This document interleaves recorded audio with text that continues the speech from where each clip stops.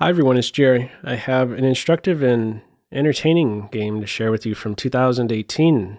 On the white end, Leela Chess Zero, playing against Critter. Okay, Leela, still a baby in 2018, but make no mistake, still a beast. A Benoni on board. Pay special attention to white's pawn play in this one, especially on the kingside. And note the cramping effect it has on multiple black pieces. Okay, we continue to develop, support the center. Every white pawn move, its initial move, goes the distance. 2 steps. Now in the Benoni, far and away most popular is to fianchetto the bishop. In this one, we have the line bishop e7, more space for white, castles, and now this next move is really the main takeaway for me from this game, and it is a move order detail out of the opening. Bishop e2. I thought you're supposed to go knights before bishops. Who cares about general principles? Leela doesn't know general principles. What is the idea behind this last move? Well, 2 pieces are now trained on g4. g4 now becomes an idea. You don't get that if the knight is on f3. Okay, queen a5 threatens, knight takes e4, easily addressed, pin is broken, queen falls back. I really can't say in what way black benefits with this finesse. Queen a5, queen c7, why provoke? Bishop d2. Something I can note is white no longer observes d3 directly with the queen. Maybe black was seeing some line where that could be taken advantage of. It doesn't show up in this game. Okay. Also, this move we're going to see turns out to be productive. White is now only a blink away from getting on the main diagonal. Okay. The follow-up. g4 it is. We have a pawn storm brewing on the king's side. This knight is going to be kicked no matter what. It goes back voluntarily. g5 still. f6, h4. Let's pause. When I said earlier, pay special attention to the white's pawn play and the cramping effect they have on multiple black pieces, this is really the position I had in mind. There's a lot of squares under white's control.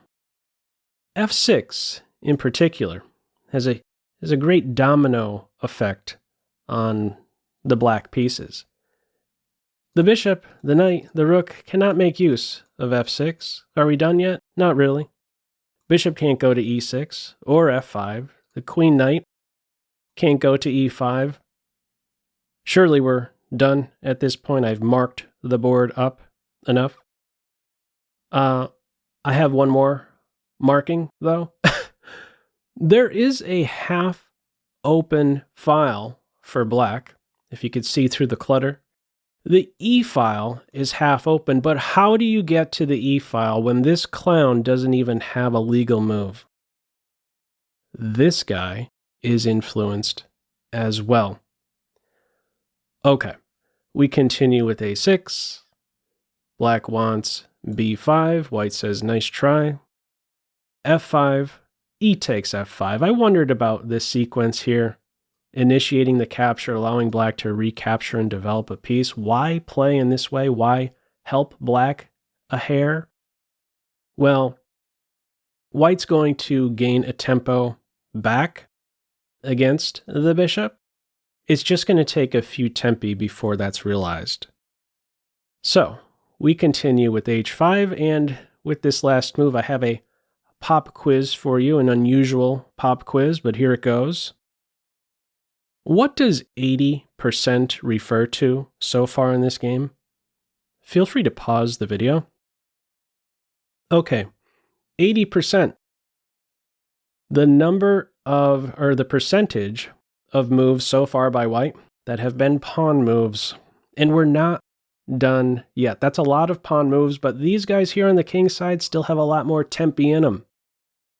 Okay, a5, right around the corner for black, is, pay attention to the timing here, knight a6, knight b4 in a hole, and this is where we could see d3, some intersection on d3, but white's last move, h5, is not about just creeping a little bit closer to black. A moment away from engaging with g6 or h6, h4 is now vacant for this guy.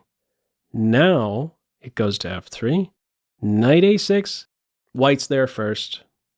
The bishop is hit and kicked off of this diagonal. So now even when this knight gets in there, it's an uncoordinated knight.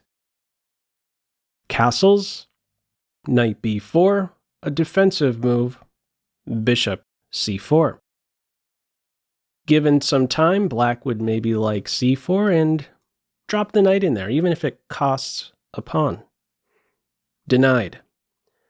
A new square is also produced for the white queen, queen c8. So aside from this guy here, black is basically just playing on 2 ranks. Queen e2, bishop h3, pop quiz. What do you think white's next move is? Feel free to pause the video.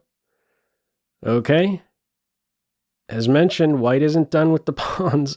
f5, a pawn trio on black's kingside. Disconnect between the bishop and queen. This guy here, instead of f5, this guy here would be poison. Queen takes bishop would be met with queen g4. Not only does black get the piece back, black would be winning in this position. f5, though, now this is a threat. So if black takes on f5, now you could take the bishop on e7 safely. The follow-up is queen d8. What happens if bishop takes rook here? Recapture with the rook. White is in a winning position here. Let me put a couple moves on, though.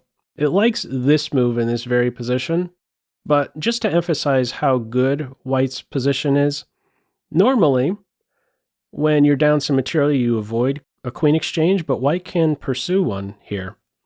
These guys are very dangerous. 3 versus 2. Well, how do you like a 4 versus 2? Excellent position, considered a winning position here for white. Okay.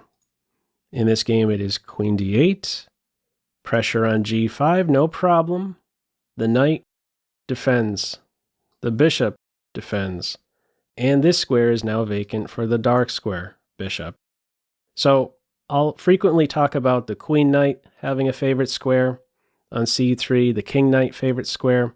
On f3, when they're on those 2 posts, they control these 4 center squares. Shift them over just a little bit, we have this very position right here, and now they are controlling a quarter of the squares on black's king side. Super invasive knights, coordinated excellently with this pawn trio. Okay, knight c2, a neat follow-up here. White wants to get rid of this guy here. There's 2 invasive black pieces. This is the more valuable piece.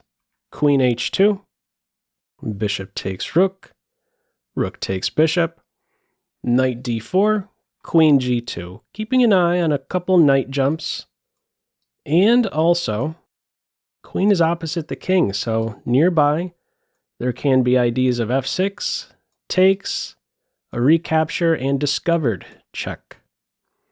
Okay, we continue with queen d7. Bishop d3 defends. This pawn is now poisoned.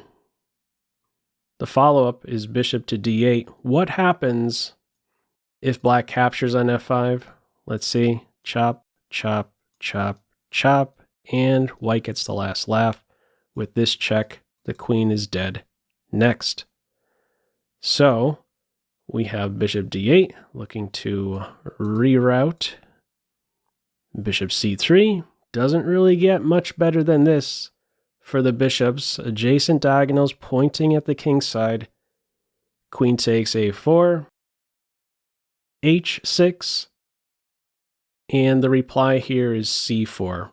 Instead of c4, if black captures, I got to show this line just to emphasize how invasive white's pawns can be. If black takes, we recapture, and whether the king goes to f7 or in the corner, white can follow up in the same way. It's considered excellent. I'm just going to highlight this line here. If he goes into the corner, here we go. The knight can drop into g6. Chop, chop, completely winning position for white. Queen is ready to sneak in here. Black is dead. Doesn't get much more invasive than these two right here. Okay. In the game, it is c4. No problem for the light square bishop. Maybe even prefers to be on b1 instead of d3. It is defended now. Okay, black's idea was to have this diagonal open up. A couple defensive moves here. King goes to the corner, cools a cucumber. And now queen has to come back. Chop. Regardless of how black recaptures, you could continue in the same way, basically. In comes f6, king g8, in comes g6. Black is really aching for a 9th rank at this stage. King goes to h8, f7. Fianchetto knight, never really a good sign. Chop on h6, knight g6 is maybe nearby, but first, knight f6 now threatens knight g6 mate. Black grabs the knight, and let's see this finish here. Very nice finish coming up. Knight g6 check. King g7 is the follow-up. If you take on h7, white would land this double check. Don't forget about that bishop. And after the king goes to the corner, we would have rook h6, and then rook takes queen for mate. Okay, in this game, king g7, knight f8 check. If the king goes to the corner, that's mate. The knight cuts off the rook from controlling g8. King takes rook, white promotes. That's enough pawn moves. Another queen on board. A nice follow-up here, taking advantage of the pinned queen. King is kicked back. Now we take the queen, and after this, we go no further. Black resigns. If play continued, king could go here. It's a mate in 2 with bishop check and queen d7. Anyhow, what'd you think of this one? Feel free, as usual, to leave any feedback to this video in the comments section below. I hope you enjoyed it and maybe took a thing or two away. That's all for now. Take care. Bye.